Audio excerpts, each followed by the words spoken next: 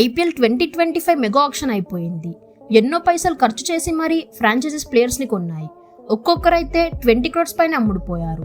అలాగే కొంతమంది top players అనుకున్న దానికన్నా తక్కువగా అమ్ముడుపోయారు. అంతేకాకుండా ఇంకొందరు లెజెండ్స్ అయితే అస్సలకే అమ్ముడుపోలేదు. ఇట్లా ఎప్పుడు జరుగుతూనే ఉంటుంది.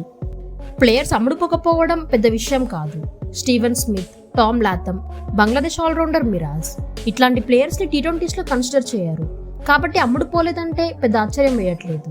కానీ 2025 ఆక్షన్ తర్వాత మనం కలలో కూడా ఊహించని వాళ్ళు అన్సోల్డ్ అయ్యారు. మరి వాళ్ళు ఎవరు, అసలు ఎందుకు అన్సోల్డ్ అయ్యారనేది ఈ వీడియోలో నీట్గా డిస్కస్ చేద్దాం. చాలా డీటెయిల్గా అనలైజ్ చేశాను. సో వీడియోని ఎండ్ దాకా చూడండి, అస్సలు మిస్ అవ్వకండి. నెంబర్ 1 పృథ్వీ షా. పృథ్వీ షాని తన కెరియర్ స్టార్టింగ్లో ఫ్యూచర్ సచిన్ అన్నారు. రంజీ ట్రోఫీ డెబ్యూలో 100 కొట్టిండు. ఇండియాకి టెస్ట్లో డెబ్యూ చేసినప్పుడు ఆస్ట్రేలియా మీద ఆస్ట్రేలియాలో సెంచరీ కొట్టిండు. అతను ఆడుతుంటే టీవీకి అతుక్కుపోవాలనిపిస్తుండే. అట్లాంటి ప్లేయర్ పరిస్థితి ఇప్పుడు ఘోరమైంది. ఫిట్నెస్ విషయంలో పృథ్వీ షా చాలా నెగ్లెక్ట్ చేశాడు. 6 packs అవసరం లేదు. కానీ క్రికెట్కి కావాల్సిన బేసిక్ ఫిట్నెస్ కూడా లేకుంటే టాలెంట్ ఎంత ఉన్నా వేస్టే అని నిరూపించిన మన పృథ్వీ షా. ఇంకో మైనస్ పాయింట్ ఏంటంటే పృథ్వీ షా ఓన్లీ బ్యాటింగే చేస్తాడు. అంటే 1 డైమెన్షనల్ ప్లేయర్ కిందకి వస్తాడు. ఇక అట్లాంటి ప్లేయర్కి ఫిట్నెస్ లేకుంటే ఎందుకు పనికిరారు. పృథ్వీ షా ఐపీఎల్ 2025 కోసం జస్ట్ 75 lakhs బేస్ ప్రైజే పెట్టుకున్నాడు. కానీ ముందు రౌండ్లో అన్సోల్డ్ అయ్యిండు. లాస్ట్ వరకన్నా ఎవరో ఒకరు షాని కొంటారనుకున్నా, కానీ ఎవ్వరు షా వైపు చూడని కూడా చూడలేదు. పృథ్వీ షా కెప్టెన్గా చేసిన అండర్-19 టీమ్ ప్లేయర్స్లో చాలా మంది ఇప్పుడు ఐపీఎల్ సూపర్ స్టార్స్ అయ్యిండ్రు. కానీ పృథ్వీ షా అయితే నామరూపం కూడా లేకుండా పోయిండు.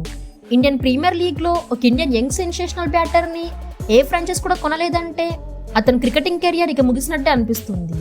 దీనిపైన మీ ఒపీనియన్ ఏంటో చెప్పండి. Number 2 Kane Williamson. IPL auction చూస్తే ప్రతి ఫ్రాంచైజ్ వాళ్ళు బ్లైండ్ షాట్స్ లేదంటే వచ్చుడితోనే బ్యాట్ స్వింగ్ చేసే ప్లేయర్స్ పైన చాలా ఇన్వెస్ట్ చేసిండ్రు. జేక్ ఫ్రేజర్ లాంటి 15 balls ఆడే ప్లేయర్స్కి 9 crores పెట్టిండ్రు. కానీ కేన్ విలియమ్సన్ లాంటి క్లాసీ బ్యాటర్ని ఒక్కరు కూడా కొనలేదు. విలియమ్సన్ లాంటి ప్లేయర్స్ అయితే T20sలో ఎక్స్ప్లోసివ్ బ్యాటింగ్ చేయకున్నా టీంకి ఒక సైడ్ వికెట్స్ ఆపుతూ అవసరమైనప్పుడు రన్స్ కొడతారు. మీరేమన్నా కోహ్లీ కూడా విలియమ్సన్ లాంటి ప్లేయరే. కానీ అతనికి 21 crores వచ్చినప్పుడు విలియమ్సన్ని 2 crores కైనా ఏదో ఒక టీం తీసుకుంటే అయిపోతుండే. విలియమ్సన్ ఐపీఎల్ కెరియర్ అనుకున్నంత బ్యాడ్గా ఏముండదు. సన్ రైజర్స్కి ఆడినప్పుడు కెప్టెన్గా ఫైనల్స్కి తీసుకెళ్ళిండు. ఆరెంజ్ క్యాప్ సొంతం చేసుకున్నాడు. జీటీలో ఆడిన ఫస్ట్ మ్యాచ్లో ఇంజురీ అయింది. ఆ సీజన్కి దూరం అయిండు.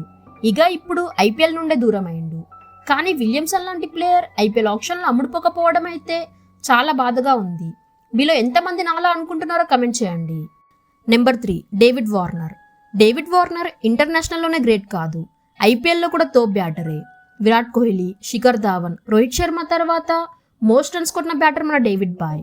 డేవిడ్ బాయ్ ఇప్పటికే 6565 runs కొట్టిండు. ఆడిన ప్రతి ఫ్రాంచైజ్కి తన 100% ఇచ్చిండు. సన్ రైజర్స్కి ఆడినప్పుడు కప్ కూడా తెచ్చిండు. 2 times ఆరెంజ్ క్యాప్ కూడా సొంతం చేసుకున్నాడు. మన హైదరాబాద్ ఫ్యాన్స్ మనసుల్లో ఒక చోటు కూడా సంపాదించిండు.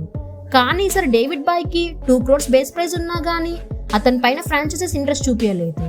దానికి కారణమైతే డేవిడ్ వార్నర్ ఇంటర్నేషనల్ క్రికెట్ నుండి రిటైర్ అవ్వడమే. వార్నర్ లాస్ట్ ఇయరే ఇంటర్నేషనల్స్ నుండి రిటైర్ అయ్యిండు.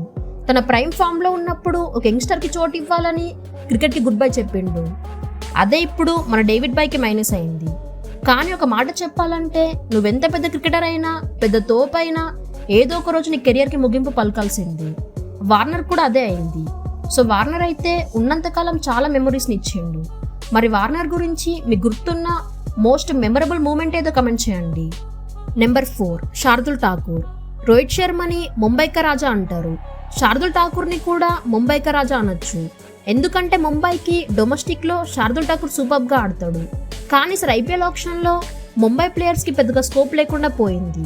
శార్దుల్ ఠాకూర్, పృథ్వీ షా అండ్ అజింక్య రహానేని కూడా లాస్ట్ రౌండ్లో కేకేఆర్ బేస్ ప్రైస్కి తీసుకుంది. శార్దుల్ ఠాకూర్ ఒకప్పుడు ఇండియాకి ఆల్ ఫార్మాట్ ఆల్రౌండర్గా ఉండేవాడంటే ఎంతమంది నమ్ముతారు. ఇండియా ఆస్ట్రేలియా వెళ్తుందంటే అక్కడ శార్దుల్ ఠాకూర్ పక్కా ఉంటాడని అర్థం.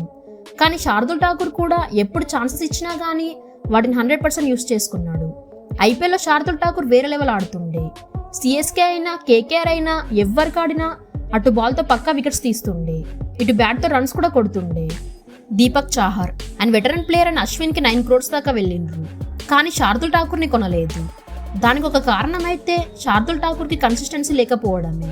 ఎప్పుడు ఆడతాడో తెలియదు, ఏదో ఒక మ్యాచ్ బాగా ఆడతాడు, మిగతావన్నీ ఫెయిల్ చేస్తాడు. అసలు శార్దుల్ ఠాకూర్ ఎందుకు అమ్ముడుపోలేదో కమెంట్ చేయండి. Number 5 Jonny Bairstow. Last year KKR versus Punjab match ఎంతమంది గుర్తుంది? అందులో ఐపీఎల్ హిస్టరీలోనే పంజాబ్ వాళ్ళు హైయెస్ట్ రన్స్ చేస్తారు. 230+ రన్స్ చేసిన పంజాబ్ కింగ్స్ వాళ్ళు. ఆ చేస్లో జానీ బెయిర్స్టో 100 కొట్టి తుఫాన్ ఇన్నింగ్స్లో ఆడతాడు. అట్లాంటి బెయిర్స్టో ఈసారి అన్సోల్డ్ అయ్యిండు. బెయిర్స్టో ఓపెనర్గా అటు 1 డౌన్ ఎక్కడ ఆడినా అగ్రెసివ్గా రన్స్ కొడుతూనే ఉంటాడు.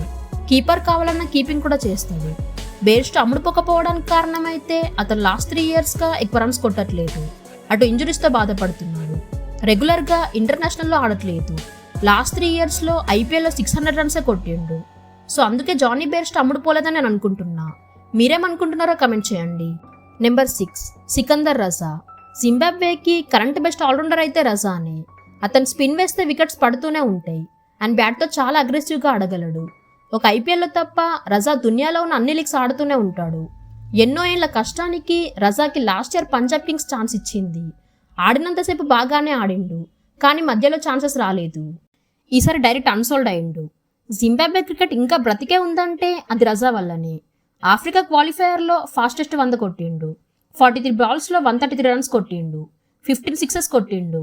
జింబాబ్వే 10 మ్యాచెస్ ఆడితే అందులో 5 మ్యాచెస్లో రజానే మ్యాన్ ఆఫ్ ది మ్యాచ్గా ఉంటాడు. మరి సికందర్ రజాని ఎందుకు కొనలేదో నాకైతే అర్థం అవ్వట్లేదు. మీకు తెలిస్తే కమెంట్ చేయండి. ఇట్లా ఇంకా చాలా మంది ఉన్నారు. వాళ్ళు ఎవరు? అసలు ఈ ప్లేయర్స్ అన్సోల్డ్ అవ్వడం మీకు షాకింగ్గా ఉందా? కమెంట్ చేయండి. ఇట్లాంటి క్రికెట్ ముచ్చట్ల కోసం మన క్రికెట్ పిల్ల తెలుగు ఛానల్ని సబ్స్క్రైబ్ చేసుకోండి. Thank you for watching.